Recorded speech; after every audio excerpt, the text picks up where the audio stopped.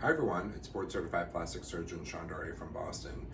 Once you get your breast implant procedure, what's the best way to maintain your implants and keep them healthy?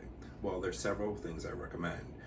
Once you're done with your recovery, in my office, patients come and see me once a year or every 2 years to just check in to make sure the implants are soft and so there's no evidence of capsular contracture and really no changes to medical history.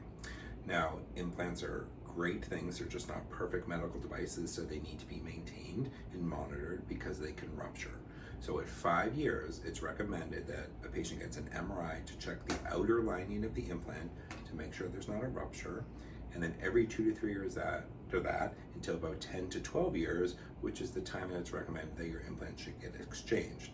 At the 10 to 12 year mark, it's thought that implants have a pretty significant chance of rupturing, so start fresh with a new set of implants and proceed along.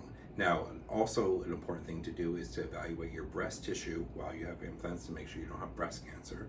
So that is usually organized by your primary care physician and typically done with a mammogram. All right, so those are steps for health with your breast implants. Thanks.